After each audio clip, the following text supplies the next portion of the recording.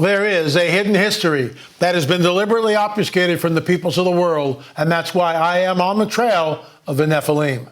The Genesis 6 narrative states that the Nephilim are on the earth in those days and also afterwards. If that's true, can we find evidence that corroborates this? I'm L.A. Marzulli. Join me as we go on the trail of the Nephilim.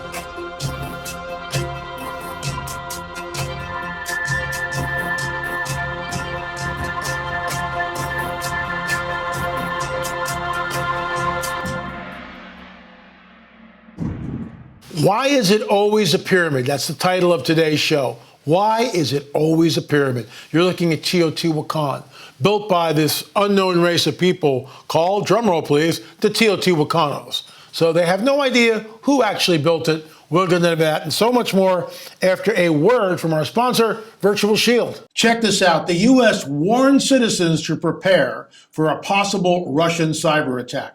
Hacking is a key tool for Russia. These past 2 years, the biggest cyber attacks against U.S. infrastructure have been leaked, you got it, to Russia. Your own personal data has never been more vulnerable than now. This is why I highly recommend Virtual Shield VPN. Virtual Shield helps protect your online identity by making you anonymous online. This means ISP hackers or big tech companies will have a hard time seeing what your browsing activity actually is. Folks, I gotta tell you, I can't recommend this highly enough. If you've been looking for a way to browse the internet anonymously, you'll love Virtual Shield VPN. Try Virtual Shield for free by going to the website or visiting the link below. This month they're offering a 50% off for life for all free trial signups. Download Virtual Shield today. Please go to the link below and check it out. That's virtualshield.com/LA, virtualshield.com/LA. Come here on YouTube. Can't find this? We're on Rumble, Roku, and Bitchute with Politics, Prophecy, and the Supernatural Report Uncensored. Go check it out, please. Don't forget, Jim Baker Show, PTL Network, Friday. It's on the trail of a Nephilim, and it's a broadcast quality show. It's a half-hour show. I spent a lot of time on it, new information, but that's why we're on the trail. We're excited about it. 11 o'clock on the East Coast, 8 o'clock on the West Coast on the PTL Network. You can download the app on your phone, PTL. It's a free app. Never miss a show. So give us some feedback, and we hope that you're watching it and tell a friend. Okay, Teotihuacan. This is the largest pyramid as far as the base is concerned, not the height, in the world. It's wider, bigger, broader than the Great Pyramid of Giza. Now, what's interesting to me is when you ask archaeologists, well, why is it always a pyramid? And they come up with a straw man answer. Well, people just, come up with different shapes. Well, wait a minute. A ziggurat is a tower, right? So wait a minute, people don't come up with the same shapes. Some people build square buildings. Why are we building pyramids now? If it's such an easy construction, why are we building pyramids now? Because it's actually pretty complex to build a pyramid. Just don't believe me? Go out in your backyard and try to do one. Take some Lincoln logs, take some Legos, and build yourself a pyramid. And remember, all those Legos are already pre-cut. Let me know how that works out for you. Okay? So here we have Teotihuacan, one of the largest pyramid in the Americas. And the question is, here we have CARAL, the oldest city in the Americas. There's CARAL in Peru, 5,000 years old. Teotihuacan, it depends on who you talk to, but it's not nearly as old as CARAL in Peru. Notice the step pyramids. Notice the Great Plaza. Here we have Teotihuacan. Right in front of it, where those people are standing, that's the Way of the Dead. Why? Why is it always there? And here's a shot, a model of what Teotihuacan looked like. You can see the Way of the Dead right there, that long corridor with all these other outbuildings. This was an unbelievable sanctuary for, I call it, in some ways, Fallen Angels Central. And here's something to think about. In all these sites, every single one that we go to, whether it's CARAL, Peru, whether it's Teotihuacan in Mexico, whether it's Chaco Canyon in New Mexico, whether it's Machu Picchu in Peru or America's Stonehenge, something happens and then the builders vanish. They don't leave a trace. No signature on anything. No signature. Why is that? Why do we see it repeated over and over and over again? Let me ask you something. Look at this. Who surveyed this? How did they survey this? Where's the mathematics and the trigonometry to make this step pyramid that we see here? Going back to CARAL, Peru, where does the geometry come from? Where does the mathematics come from? Did it just fall out of the air? As I say in the film, Lost Civilization, perhaps that's exactly what happened in the presence of a fallen angel. Because what we are looking at is advanced surveying techniques. Let's go back to this slide. Advanced surveying techniques, advanced geometry, mathematics, building techniques, construction techniques. Wake up! You are looking at the fingerprints of the supernatural. This was not done by accident. This was done by design.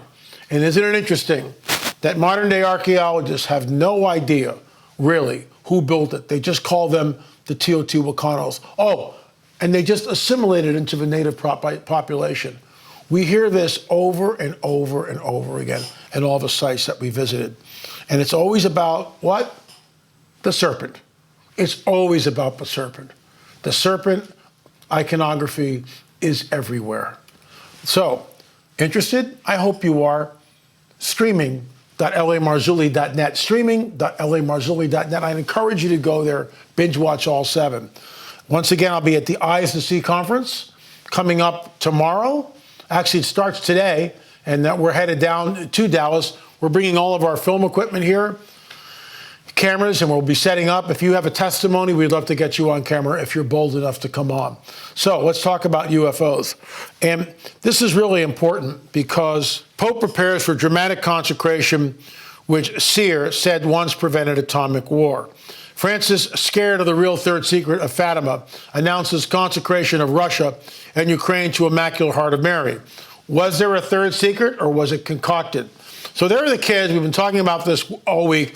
Once again, I've got 2 films on Fatima. Harbingers of Deception is the first one, and Strange Phenomena, plural, is the second one. Because what happened at Fatima is, you can believe, look, let me say, here's my caveat again. I'm not bagging on Catholics. If you want to believe in Fatima, that it was the Virgin Mary that appeared to the kids, more power to you. But I don't believe that for a second. Not for a second. I also don't believe in the so-called secrets. That's a construct that came years later. When you go back to 1917, handwritten documents, there's not one word about Russia. It's not there. It's not there. So we have Lucia on your far left, Francisco in the middle, and Jacinta, who looks really ticked off there. When you look at her body expression, she's not a happy camper. She's 7. So Jacinta's 7, Francisco's 9, Lucia is 10. They are illiterate peasant children. They can't read or write. Something appears to them. There's no doubt about that. We're not disputing that. And get this. Let me ask you something, and this is what blows it right out of the water. We're told in the biblical prophetic narrative not to engage with soothsayers. Say that 3 times fast. We're deliberately told that. Mediums, witches, soothsayers, right? Necromancers, all forbidden. Why? Because they're tapping into the second heaven. So why is it? Why is it? If this was Mary of the Bible, right? Why is it that 2 groups of mediums, through different occult techniques, one of them being automatic writing, and we went there, we actually photographed the original handwritten document that's encased in glass. It's in the film. It was backwards writing, reading from right to left, backwards writing.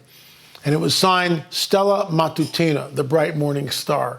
Who was the bright morning star? It's another name for Lucifer. So why would Mary of the Bible, or let's put it this way, why would God the Father allow Mary to come to earth and do this, providing, of course, that she's resurrected and in heaven? We don't believe she's the queen of heaven. Evangelicals don't. Catholics do. So there's a disparity in belief system there. Believe what you want. I don't care. But I don't believe it for a minute. Do I honor Mary as the God-bearer? Absolutely. Blessed amongst all women. I totally understand that. Did she appear to the children? No, she didn't. I stated yesterday, the entity that appeared to the children was wearing a skirt just below the knees. Women didn't do that. Certainly Mary of the Bible is not going to be seen that way. So circling back to Stella Matutina and the mediums and the occultists who are, through a seance, getting this information, something wondrous will happen on the 13th of May in Portugal. Why would that happen? Why would they need to do that? Why would God the Father or Jesus, our Messiah, not Mary, Jesus is the one that died for us on the cross. So all this stuff about Mary and consecration and all this stuff, in my opinion, it's a harbinger of deception. What appeared to those kids, in my opinion, was not Mary of the Bible. It was something else. And again, circling back to Stella Matutina, this was a construct, which is why I call the first film Harbinger of Deception. Strange phenomena, all right? Radiation burns. So we know that the people that see UFOs, right, in close proximity, oftentimes get radiation burns on their face or their skin. We also know that people standing in the field of Fatima, when the object flew over them, they call it the flyby, researchers. It flew probably 100 to 200 feet over the people's heads. It was a disc-like object. People obtained radiation burns. This guy, once again, both of these pictures, close proximity with a UFO. Again, close proximity with a UFO, hair loss. Same thing happened in Fatima. That's why we call it strange phenomena. So now we circle back to Pope to consecrate Russia, Ukraine to the Immaculate Heart. So he's doing this because of the alleged third secret of Fatima. So if Lucia and Francisco and Jacinta didn't get this info in 1917, where does it come about? As I stated yesterday, it comes about when they take Lucia, who turns 18, she goes off to a convent in Spain, takes a vow of silence, and that's where all this stuff comes out. It's not in the handwritten 1917 records. It's not. Moreover, there's another shot, and I just want to circle back to this. I keep using that expression a lot, but I want to reiterate this because it's important. There's Jose Machado standing in front of a sanctuary at Fatima. Jose with the original glass plates taken by Joshua Benolio, the photographer, in 1917. These are the original photographs. This is the record that we have. He examines them. He looks at them. He examines them. And this is what he sees. There's a disc-like object directly over the apparition site. And there it is. Smoking gun. Smoking gun. And he states on the record in the film, you can see all the people there, that this is not a smudge, it's not a chemical burn, it's not a scratch. Whatever this object is, it's intrinsic in the photograph. Folks, you know, this is what drives me nuts. You know, I go to Catalina Island, we discover a picture, we do the science on it. It's a 9-footer. We go down to Paracas. We do the DNA research. We show mitochondrial DNA from the Middle East and Europe. We do the research on Fatima. We bring you the film. We have a smoking gun. And you know what? The other side just spins and spins and spins and spins and spins. And they call it, you know, fallacy.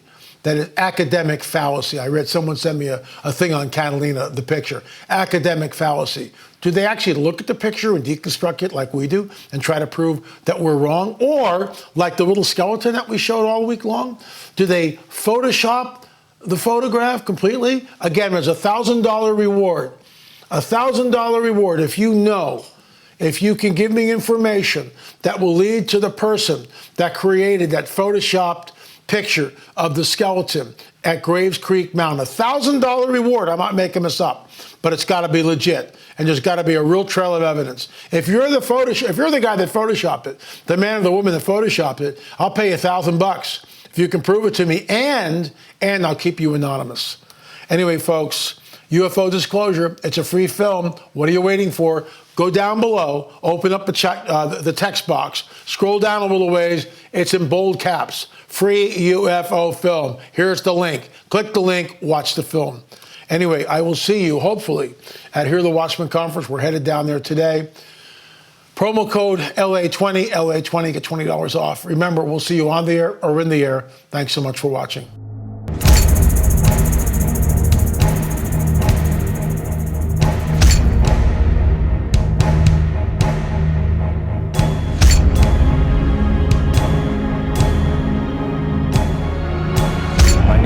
Matthews, I've seen a UFO. I've seen a UFO. And I saw a UFO. A UFO.